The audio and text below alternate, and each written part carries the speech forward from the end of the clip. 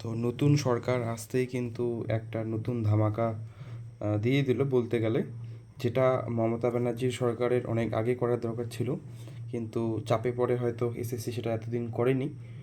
কোর্টের অর্ডার ছিল, তো 2016-র যে টিচারদের ওয়েমার সেটা কিন্তু আজকে পাবলিশড হয়ে গেছে। এই হচ্ছে তাদের নোটিশ। দেখতে পাচ্ছ এখানে যে বলা আছে যে সিবিআই এর যেগুলো ওএমআর খুঁজে পেয়েছে, তো 9-10-এর এবং 11-12-এর টিচারদের সেটা কিন্তু আপলোড করা হয়েছে। গ্রুপ সি গ্রুপ ডির কিছুদিন পরে আসবে। খুবই ইম্পর্টেন্ট এটা, এবং এটা আমাদের নতুন এসএলএসটির উপর কীভাবে ইম্প্যাক্ট ফেলবে সেটা তো সময়ই বলবে। এবং এখানে দেখতে পাচ্ছ এই 11-12-এ যদি ক্লিক করে তোমরা 11-12-এর রোল নাম্বার ক্যাপচা বসিয়ে তোমরা ডাউনলোড করতে পারবো। আমি তোমাদের একটা এক্সাম্পল দেখাচ্ছি। এটা হচ্ছে লিস্ট অফ আনটেন্টেড ক্যান্ডিডেট, যেটা স্কুল সার্ভিস কমিশন আপলোড করেছিল। এবং আমরা একটা বায়োলজিক্যাল সায়েন্সের ওএমআর দেখিনি, এই অভিষেক সিনহা, অভিষেক কি সিনহাই, এনার রোল নাম্বারটা দিয়ে আমরা চলো দেখি। ইনি বায়োলজিক্যাল সায়েন্সের চাকরি পেয়েছেন, এই যে বায়োলজিক্যাল সায়েন্সের। এবার আমরা চলো দেখি, ওএমআর মিসম্যাচ বলা আছে, চলো এনারটা দেখি ইনি কত পেয়েছেন।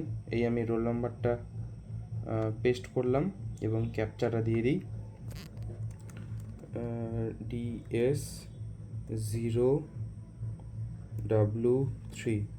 এবার দেখি ওএমআরটা ডাউনলোড হচ্ছে কি না। এ দেখো ওএমআর কিন্তু ডাউনলোড হয়ে গেল। এই হচ্ছে ওনার ওএমআর। এবার ওনার যে রিমার্ক, এটা তার অ্যাকচুয়াল ওএমআর। এবার ওনার রিমার্কটা কি আছে আমরা দেখি।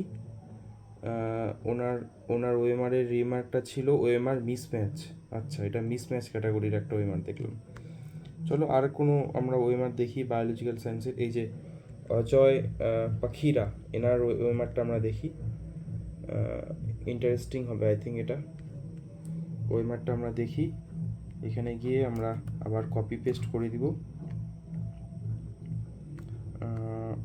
এখানে গিয়ে আমরা 0AVE2 এনার ওএমআরটা দেখি।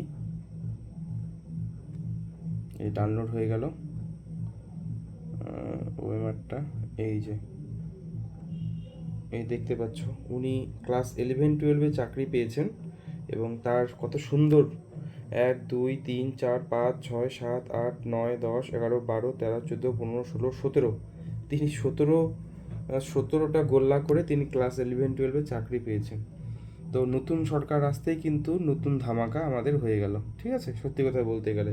এবার কেউ বলতে পারবে না যে আমার দোষ তো না, আমার তো এটা না। তো আশা করি ভিডিওটা দেখে বুঝলে এভাবেই তুমি টেন্টেডদের কিন্তু দেখতে পারো, যে যার সাবজেক্ট আছে সেগুলো একটু দেখে নাও এবং মজা নাও। বা জানি না এটার উপর কী ইম্প্যাক্ট পড়বে নতুন নিয়োগের উপর, এটার যদি দেখা যাক এবার প্যানেলটা আবার কোনো রকম চেঞ্জ হয় বা ক্যান্সেল হয়, এরকম কী হয় জানি না কিছুই। তো ভিডিওটি দেখার জন্য ধন্যবাদ।